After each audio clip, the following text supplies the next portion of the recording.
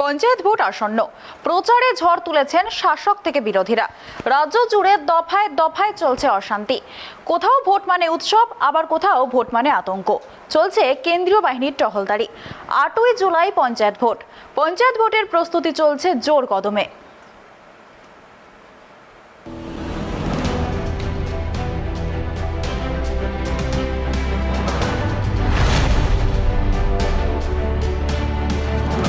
নির্বাচনী প্রচারে মমতা বন্দ্যোপাধ্যায়।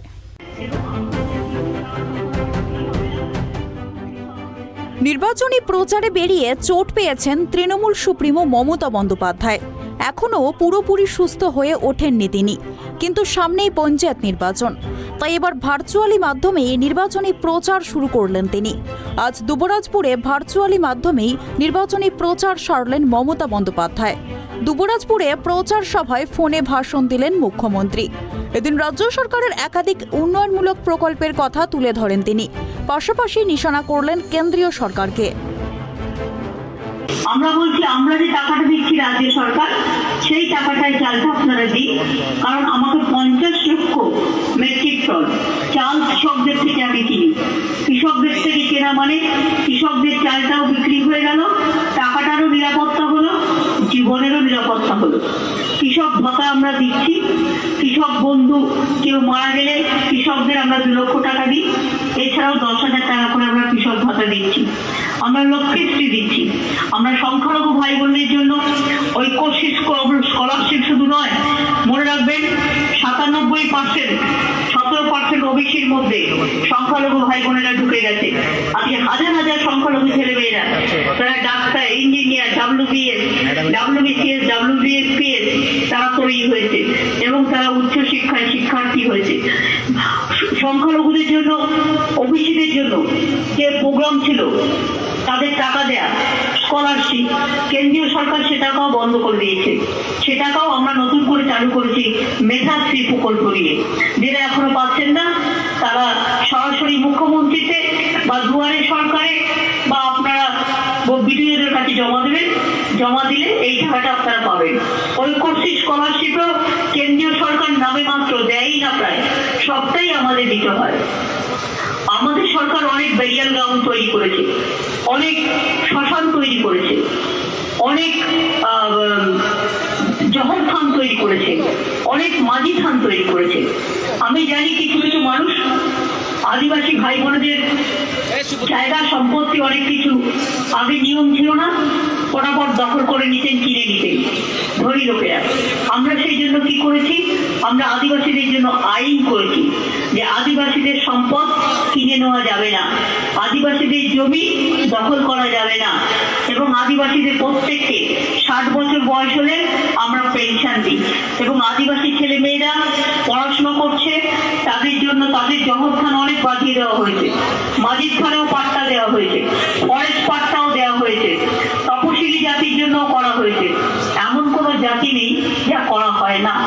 আজকে বিজেপি আপনারা দেখেছেন মণিপুরে আগুন লাগিয়েছে, মণিপুরে আগুন লাগিয়েছে, মণিপুরের মানুষ রাস্তায় বেরোতে পারছে না, মানুষ অগ্নিতে দগ্ধ। কত মানুষ যে মারা গেছে তার কোনো ঠিক নেই।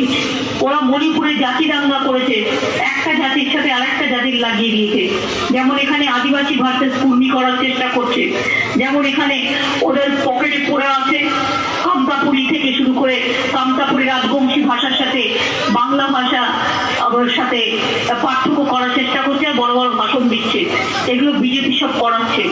আমরা ভাগাভাগি চাই না, আমরা জাতিভেদ চাই না, আমরা যার যেটুকু অধিকার সেই অধিকার নিয়ে কাজ করব। পঞ্চায়েতে ফুটবে জোড়া ফুল, বিরোধী শূন্য হয়ে যাবে কৃষ্ণ কল্যাণী। আসন্ন পঞ্চায়েত নির্বাচন বাদ্যি বেজে গিয়েছে। 8ই জুলাই রয়েছে ভোট পরীক্ষা। ভোট পরীক্ষার আগেই ময়দানে নেমে পড়েছেন আম্পায়ার। এই মুহূর্তে আমরা রয়েছি রায়গঞ্জে 8 নম্বর বাহিন জেলা পরিষদের এখানে, যেখানে চলছে জনসভা। সেখানে আপনাদেরকে দেখানোর চেষ্টা করব। রায়গঞ্জের বিধায়ক কৃষ্ণ কল্যাণী সেখানে উপস্থিত রয়েছেন। আমরা কথা বলার চেষ্টা করব। আমরা ট্রাইব টিভির পক্ষ থেকে সেখানে পৌঁছে গিয়েছি। চলছে পথসভা।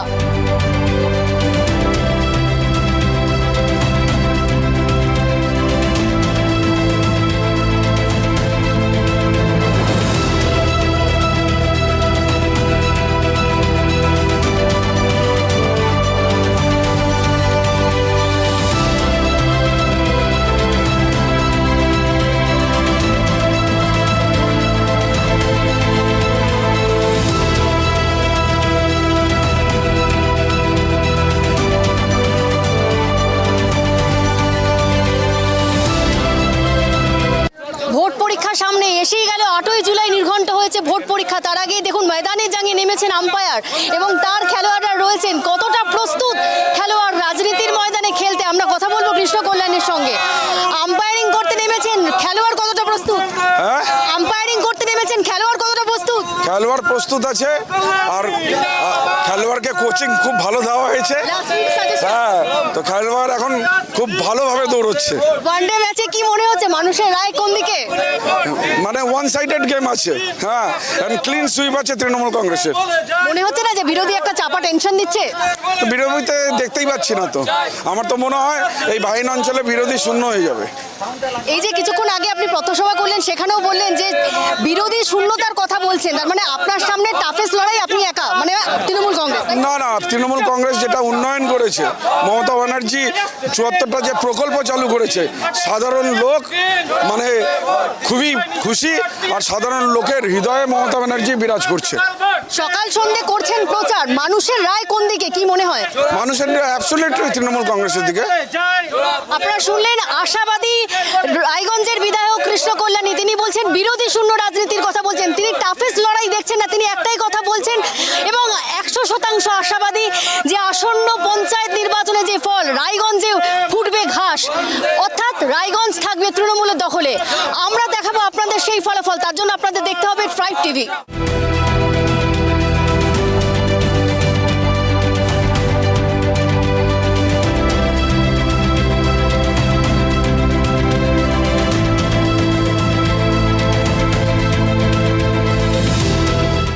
প্রস্তুতি ময়দানে জঙ্গে খেলার আগে ওয়ার্ম আপ সেরে নিচ্ছেন সকাল থেকে সন্ধে।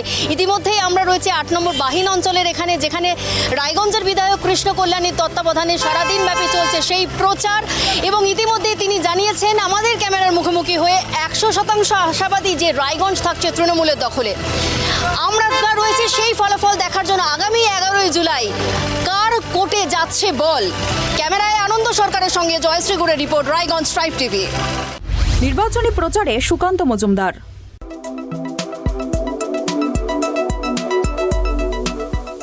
সকাল 11:30টায় কোচবিহারের জামালদহ সুপার মার্কেট এলাকায় দলীয় প্রার্থীদের সমর্থনে নির্বাচনী প্রচারে আসেন রাজ্য বিজেপি সভাপতি সুকান্ত মজুমদার। পাশাপাশি এদিন মেকলিগঞ্জের জামালদহ সুপার মার্কেট এলাকায় নির্বাচনী একটি প্রচার সভা করেন রাজ্য সভাপতি সুকান্ত মজুমদার। দলীয় প্রার্থীদের সমর্থনে নির্বাচনী প্রচারে বার্তা দেন তিনি বলেন, এবার জেলা পরিষদ দখল করার লড়াই, পালা করে রাত জেগে থাকতে হবে। সাথে ছিলেন জলপাইগুড়ি জেলা বিজেপির সভাপতি বাপি গোস্বামী, জেলা বিজেপির জলপাইগুড়ি জেলা বিজেপির সাধারণ সম্পাদক দধিরাম রায়, মেকলিগঞ্জ বিধানসভা কেন্দ্রের বিজেপির কনভেনার পবন ভাদানি সহ বিজেপির অন্যান্য নেতৃত্বরা এবং প্রার্থীরা। কি বলেছি, চোর মুক্ত পঞ্চায়েত, তাই তো? চোর তারাও, আর জলপাইগুড়িতে বলে চোর খেলাও, তাই তো? চোর গুলোকে খেলাতে হবে, আর চোর খেলানোর জন্য কি করতে হবে আমাদেরকে? প্রত্যেক জায়গায় ভারতীয় জনতা পার্টির যারা পার্টি রয়েছে সেই পার্টিগুলোকে জয়লাভ করাতে হবে। চোরগুলোর জন্য ইডি সিবিআই আছে, নিচু তলার চোরগুলোর জন্য আপনাদেরকে লড়াই করতে হবে, আপনাদেরকে এই চোরগুলোকে এখান থেকে তাড়াতে হবে। আপনাদেরকে ভয় দেখাচ্ছে না তো তৃণমূল? পুলিশকে পরিষ্কার বলে দেবেন বেশি তেরিবেরি করতে না করতে। বেশি তেরিবেরি করলে পরে কোর্টে নিয়ে গিয়ে পুলিশেরও সোজা কিভাবে করতে হয় বিজেপির জানা আছে। আপনারা ভয় পাবেন না, আগে মারামারি করতে যাব না, কোথাও মারামারি করব না, কিন্তু ভোট লুট করতে আসলে ছাড়ব না।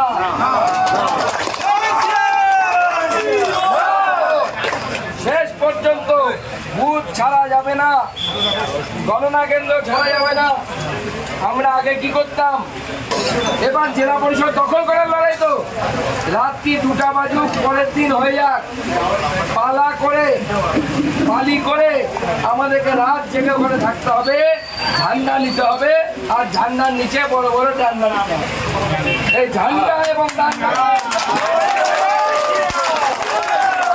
বাধা লাগালে হবে না, কমসে কম এরকম একটা ডান্ডা চাই। ডান্ডা নিয়ে রাত অবধি থাকতে হবে, পরের দিন অবধি থাকতে হবে। জেলা পরিষদ ক্যান্ডিডেটকে জিতিয়ে কুচবিহার জেলা পরিষদ দখল হবে, তারপরে আমরা গেরুয়া আপনি মারতে মারতে বাইরে বেরোবো। তার আগে কেউ বাইরে বেরোবে না, বাড়ি কেউ যাবে না। ভেতরের লোক যারা বসে থাকবে কাউন্টিংয়ে, তাদের কাছে খবর পাঠাতে হবে মাঝে মাঝে। বাইরে আমরা 500 জন বসে আছি, চিন্তার কিচ্ছু নাই। তৃণমূল ভয় দেখাবে আর বাইরে থেকে আপনাদেরকে খবর পাঠাতে হবে আমরা আছি, ভয় পাওয়ার কিছু নেই। তৃণমূল কিছু করলে পরে সেই তৃণমূলের ব্যবস্থা আমরা করব। হবে তো? বাসন্তীতে রাজ্যপাল সিভি আনন্দ বোস।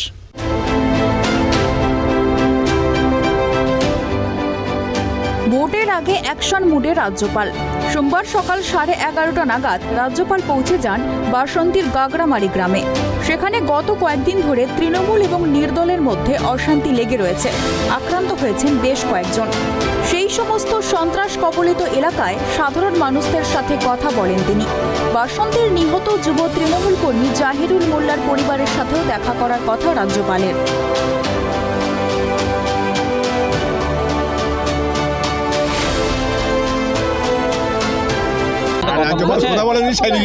কি বললেন? বলছে তোমাদের কে মেরেছে না মেরেছে ওরা যাচ্ছে তোমাদের কাছে জানিয়ে দিয়ে, ওরা তো হুমকি দিচ্ছে খুব। আর এই যে আপনাদের বিষয়টা পুলিশকে জানানোর জন্য বলেছেন, অসুবিধা হলে ওনাকে ফোন করতে বলেছেন? হ্যাঁ, আর এই যে আজকে তাই গিয়ে ঘুরে এসে মার থেকে যাই সকাল ওরা কি নাম, তোমার নাম কি? আমার নাম পুলিশকে তো বলছে আর উল্টে আমার নাম রশিদা সর্দার। আমার সর্দার আমার ছেলে। পুলিশকে বলছি, পুলিশ কোনো হেটিং নিচ্ছে না বোম বাজি খালি বলছে তোমরা সব সাইড হয় সাইড হয়। পুলিশরা বোম ফেলে দেবো অন্য এখন। রাজ্যপালের সাথে কথা বললেন? হ্যাঁ বলেছি। কি বলেছেন উনি? উনি বলেছেন নাম্বার দিয়েছেন যে আমরা ব্যবস্থা নেব। আর হচ্ছে ওরা তো সব সময় হুমকি দিচ্ছে, ওরা সব সময় আমাদের হুমকি দিচ্ছে, আমার ছেলে প্রাণে মেরে দেওয়ার হুমকি দিচ্ছে। কেন আপনার ছেলেকে প্রাণে মেরে দেওয়া? যুব সভাপতি, আমরা টিএমসি করি, আমরা নির্দল করছি না বলে ওরা আমাদের উপরে এত অত্যাচার করছে, যাতে আমরা ওটা নির্দল মানে রাজাগাজীর নেতৃত্বে। মাদার তৃণমূল? হ্যাঁ, মাদার তৃণমূল। আপনার ছেলে কি করে? আমার ছেলে টিএমসি যুব যুব যুব সভাপতি? হ্যাঁ, যুব সভাপতি। কি নাম ওনার? সনদ দত্ত। কোন অঞ্চলের সভাপতি? কাঁঠালবেড়িয়া অঞ্চলে। তা আপনি, আপনাকে রাজ্যপাল কি বললেন? সাহায্যের কোনো আশ্বাস? সাহায্যের ওই ফোন নাম্বার দিয়ে গেছেন, যদি আপনার অসুবিধা হয় আমাদের ফোন করবেন। আর বারবার বোম মেরে মেরে আমার স্বামী এই 3বার স্ট্রোক হয়ে মৃত্যু সজ্জায় পাঞ্জা লড়ছে। কি নাম স্বামী? নরেন্দ্র দত্ত। ভোটের দফা বাড়ানোর আর্জি নিয়ে মামলা। ফের আদালতের দ্বারস্থ কংগ্রেস দলনেতা অধীর রঞ্জন চৌধুরী। পঞ্চায়েত ভোটের 4 দিন বাকি, আর তার আগে নির্বাচনের দফা বাড়ানোর আবেদন জানিয়ে কলকাতা হাইকোর্টের দ্বারস্থ হলেন কংগ্রেস নেতা। পর্যাপ্ত কেন্দ্রীয় বাহিনী না থাকলে এক দফায় নির্বাচনে অশান্তি বাড়তে পারে, এই আশঙ্কা করে মামলা করলেন অধীর। ভোটে দফা বাড়ানোর আর্জি জানিয়ে আদালতে যাবেন তা আগেই সাংবাদিক বৈঠক করে জানিয়েছিলেন কংগ্রেস দলনেতা। তিনি জানিয়েছিলেন এক দফায় এই রাজ্যে কখনো অবাধ শান্তিপূর্ণ নির্বাচন সম্ভব নয়।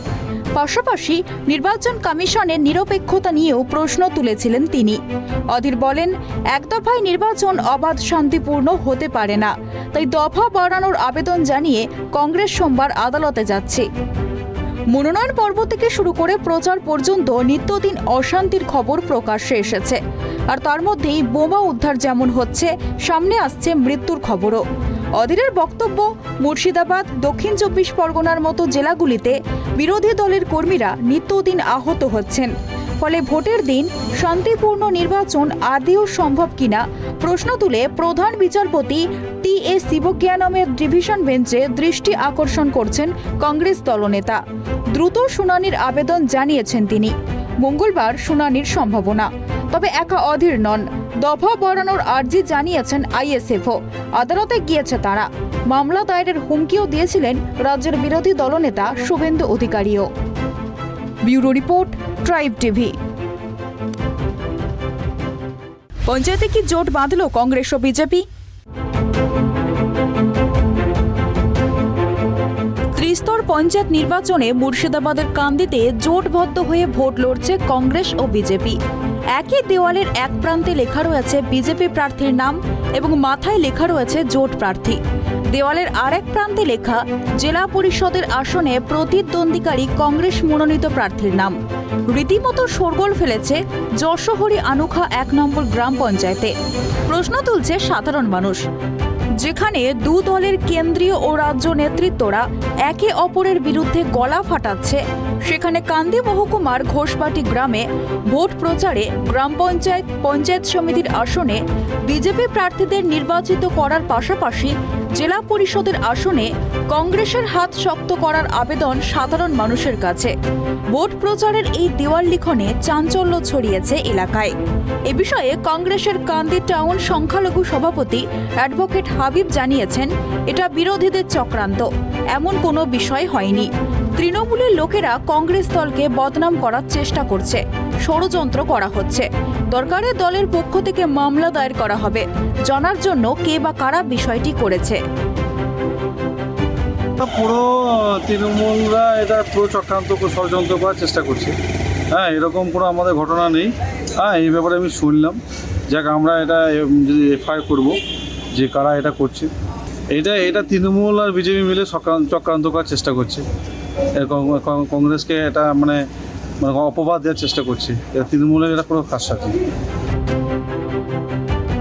অন্যদিকে এই ঘটনায় বিজেপির 53 মণ্ডল সভাপতি পলাশ দাস জানান, তাদের পক্ষ থেকে এমন দেওয়াল লিখন করা হয়নি, এটা তৃণমূলের পক্ষ থেকে করা হয়েছে।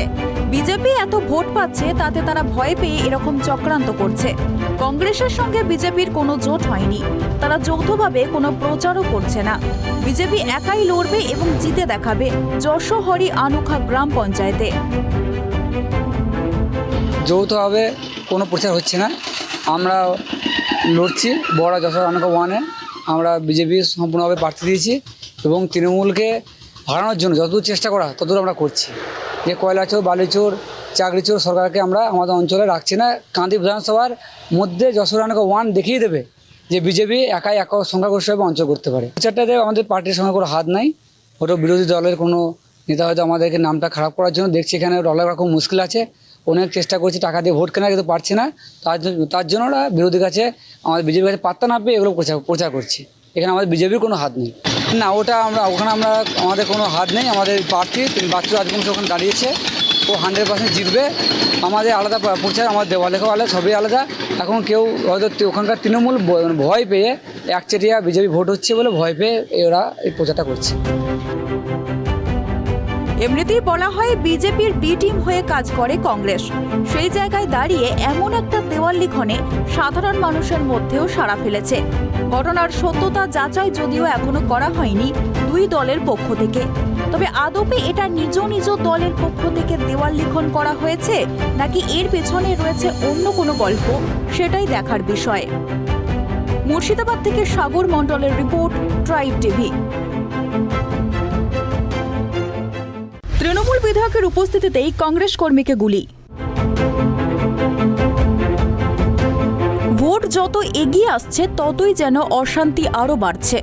উত্তর থেকে দক্ষিণবঙ্গে চলছে গুলি, পড়ছে বোমা, ঝরছে রক্ত। এই আবহে গতকাল শামশেরগঞ্জে এক কংগ্রেস কর্মীকে লক্ষ্য করে গুলি চালানোর অভিযোগ উঠল তৃণমূল আশ্রিত দুষ্কৃতীদের বিরুদ্ধে। আরও অভিযোগ, ঘটনার সময় শামশেরগঞ্জের তৃণমূল বিধায়ক আমিরুল ইসলাম উপস্থিত ছিলেন সেখানেই। জানা গিয়েছে, গতকাল এই গুলি চালানোর ঘটনাটি ঘটেছে শামশেরগঞ্জের 3 পাকুড়িয়ায়। গুলিবিদ্ধ কংগ্রেস কর্মীর নাম আরিফ শেখ, তার তলপেটের বাঁদিকে গুলি লেগেছে। এই আবহে ফের একবার উত্তপ্ত হয়ে উঠেছে নবাবের জেলা। গুলিবিদ্ধ ওই কংগ্রেস কর্মীকে দ্রুত ধুলিয়ানের একটি বেসরকারি নার্সিংহোমে নিয়ে যাওয়া হয়। পরে সেখান থেকে জঙ্গিপুর মহকুমা হাসপাতালে স্থানান্তরিত করা হয় তাকে।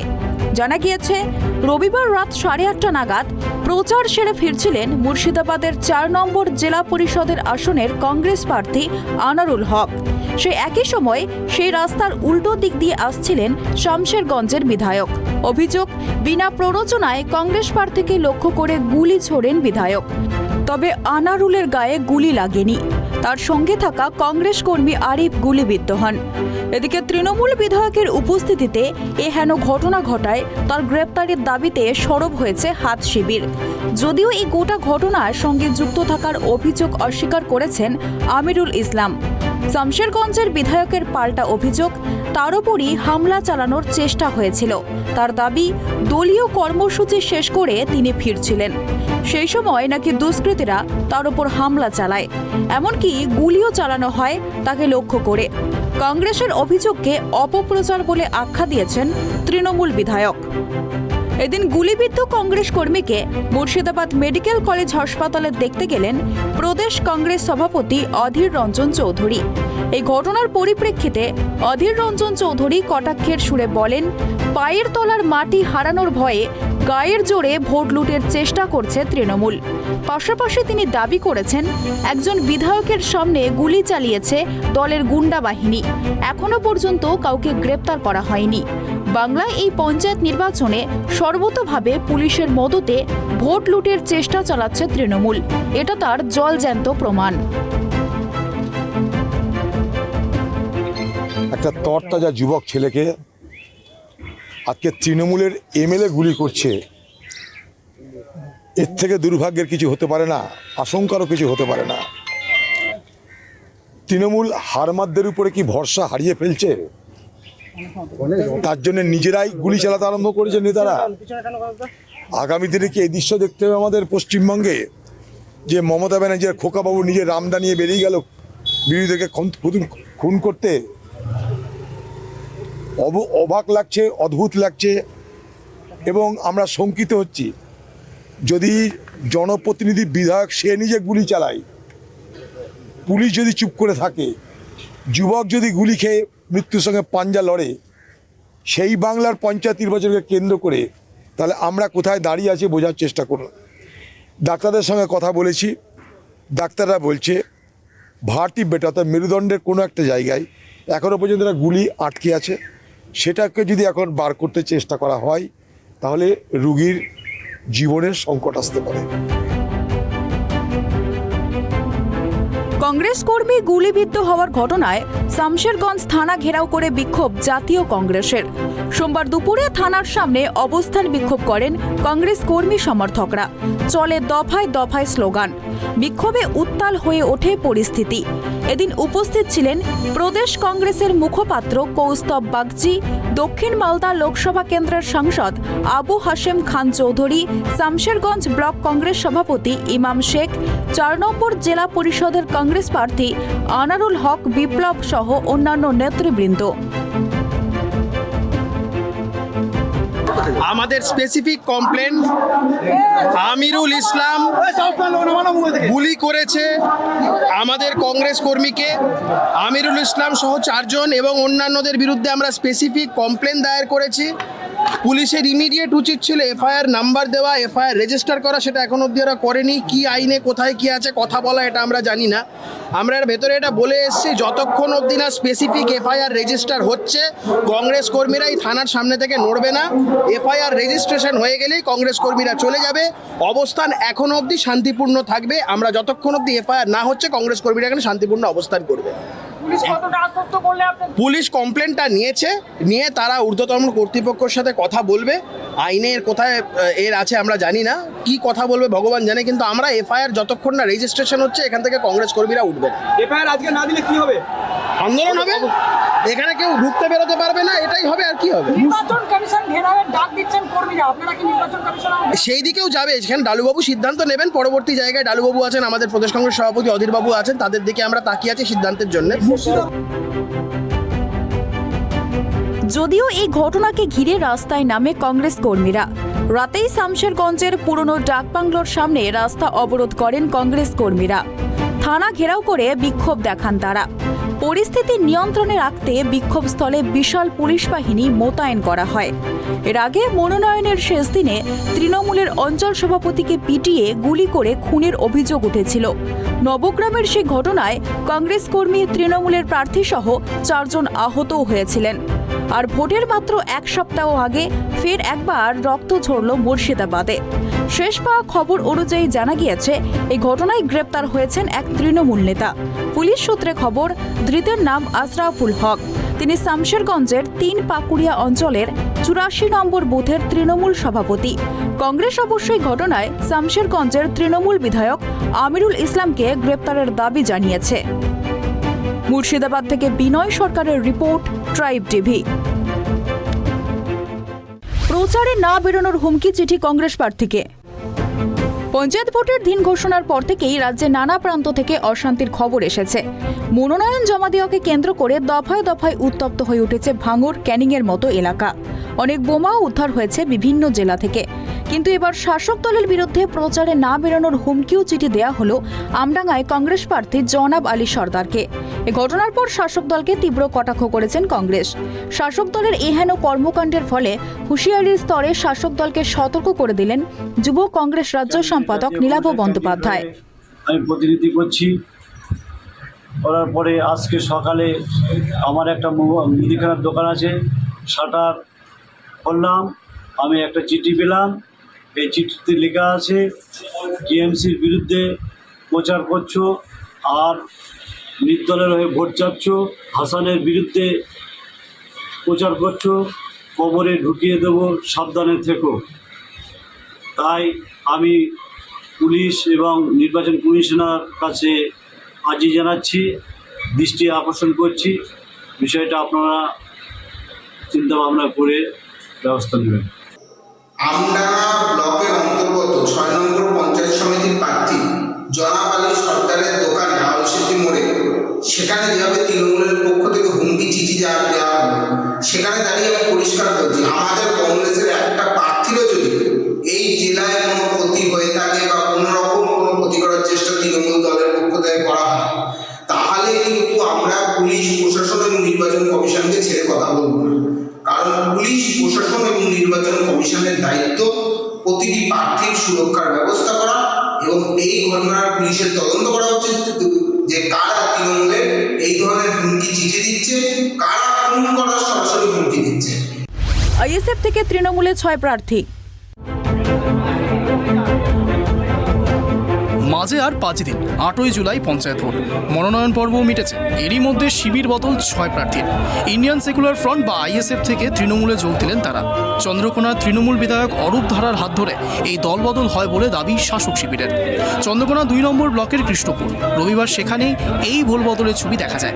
6 প্রার্থীর সঙ্গে তাদের প্রায় শতাধিক অনুগামীও দলবদল করেন।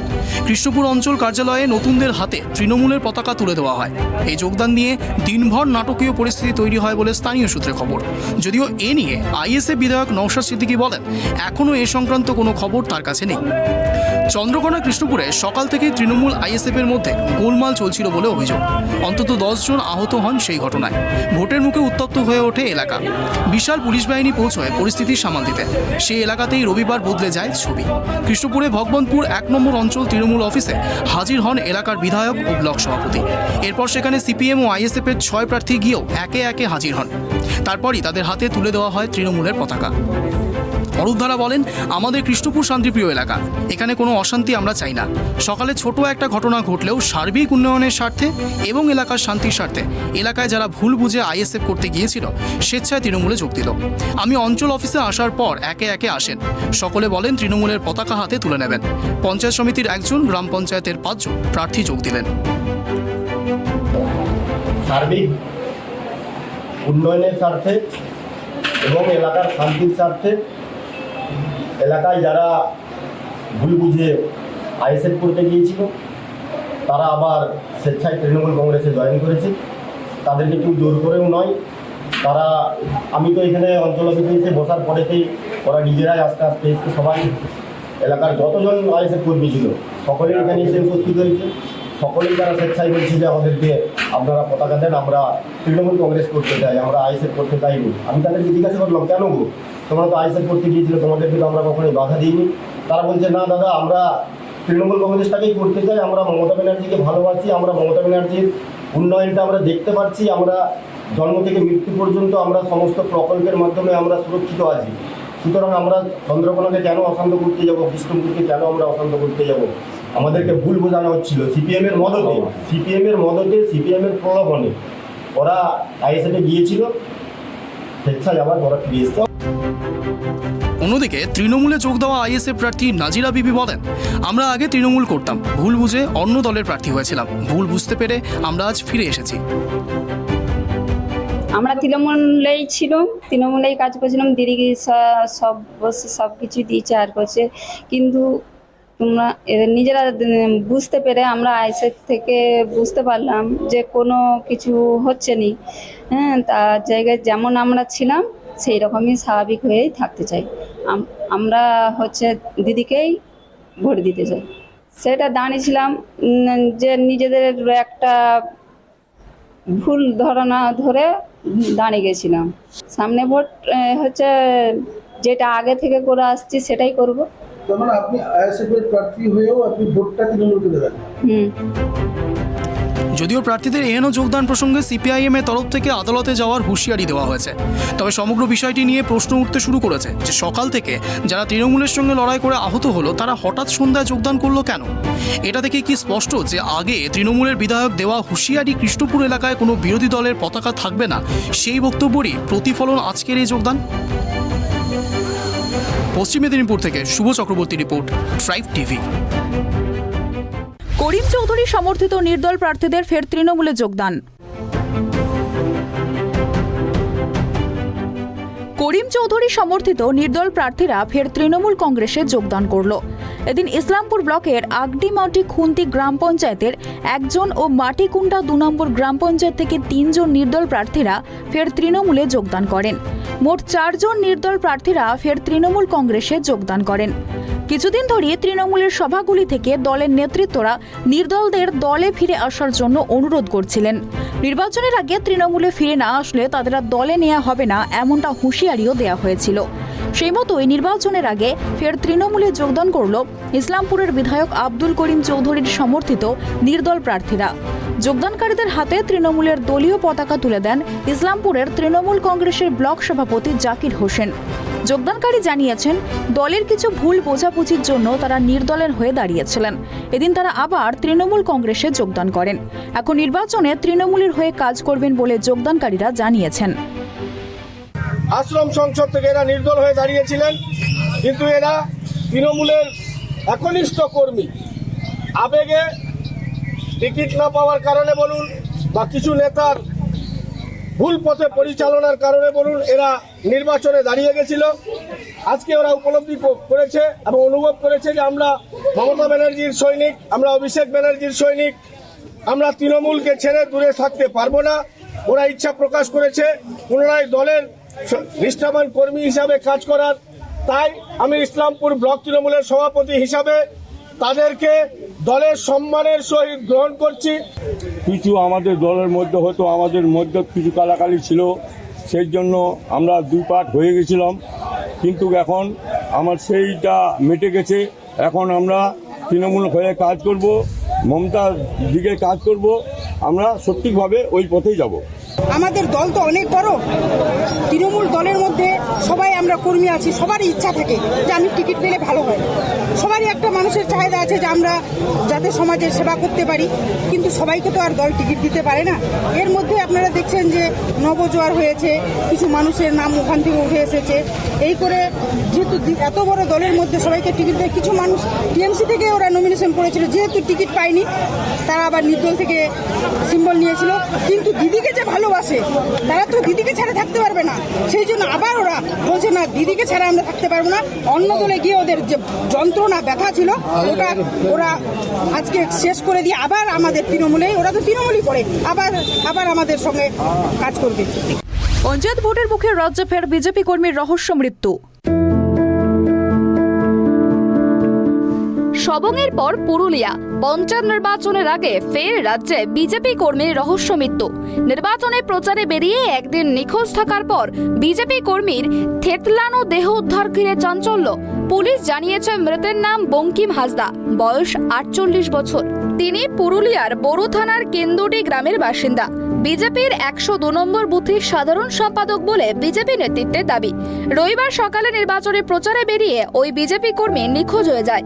সোমবার 7 সকালে কেন্দুটি থেকে ঝড়িয়াডি গ্রামের একটি জোর যাওয়ার কাঁচা রাস্তার ওপর ওই বিজেপি কর্মীর থেতলানো দেহ দেখতে পান স্থানীয়রা। এই ঘটনাকে ঘিরে ব্যাপক উত্তেজনা ছড়ায় বান্দোয়ান বিধানসভার মানবাজার 2 নম্বর ব্লকের বড় জারাগোড়া অঞ্চলের কেন্দুটি গ্রামে।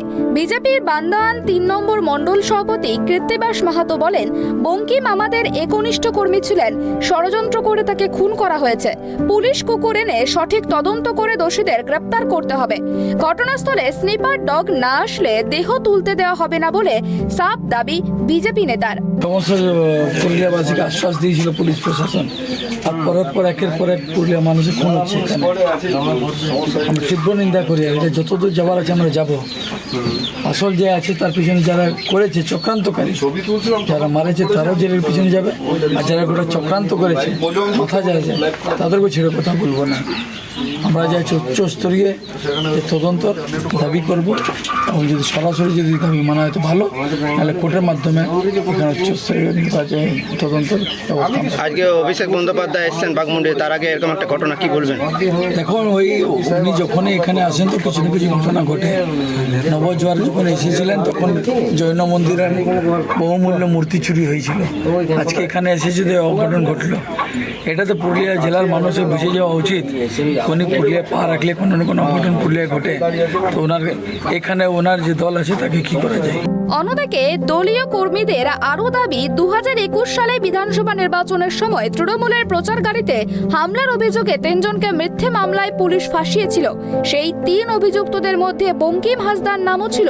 ঘটনায় এলাকায় ব্যাপক চাঞ্চল্য ছড়িয়েছে। ঘটনার তদন্ত শুরু করেছে পুলিশ। তখন থেকে এই আদিবাসী সমাজের, বিশেষ করে ভারতীয় জনতা পার্টির কার্যকর্তাদেরকে তৃণমূল কংগ্রেস হত্যা করতে শুরু করেছে। আর তারও আজ আমরা একটা পুনরাবৃত্তি দেখলাম। কী হয়েছে, গতকাল মাননীয় বঙ্কিম হাসদা মহাশয় এই বুথের আমাদের সাধারণ সম্পাদক বাড়ির থেকে বেরোয়, সারাদিন বিভিন্ন কাজকর্ম, ভোটের প্রচার করার পরে আর রাত্রিতে বাড়ি ফিরেনি। পরের দিন সকালে মানে আজকে তার মরদেহ পাওয়া যায় পাশেই 1/2 কিলোমিটার দূরে।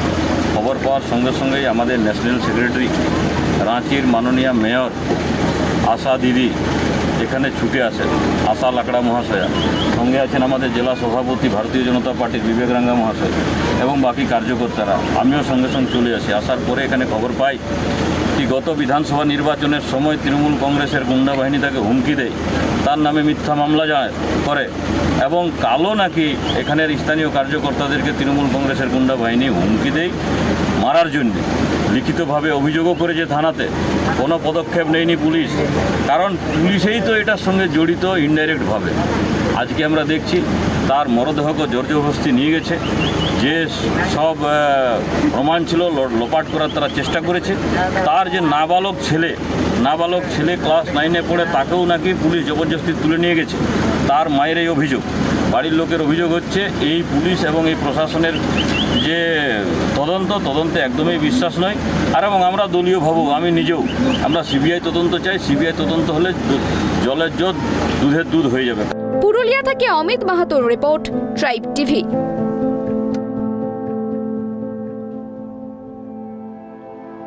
কালনায় বাম প্রার্থীদের সমর্থনে পথসভায় মীনাক্ষী।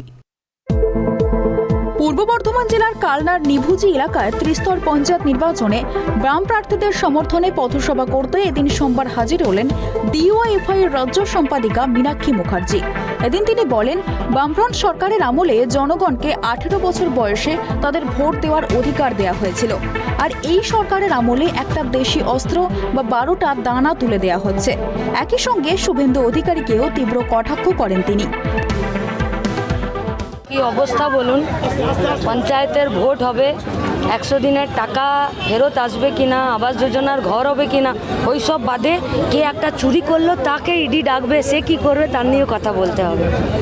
এজেন্ডা মানুষের ঘর, মানুষের টাকা, মানুষের কাজ। এজেন্ডা তৃণমূলের নেতাগুলো চুরি করলো, তারা জেল যাবে কি যাবে না সেটা এজেন্ডা না। এজেন্ডা পঞ্চায়েতে জেতার পরে পঞ্চায়েতের ভেতরে যারা চাকরি করছে তার থেকে শুরু করে যারা লুট করেছে তাদের সবার জেল যাত্রার কথা হবে আফটার পঞ্চায়েত। 485 কেন্দ্রীয় বাহিনী দিয়ে ভোট দিতে না, পুরোটা মানুষের বাহিনী আছে, এই বাহিনীতে ভোট হবে।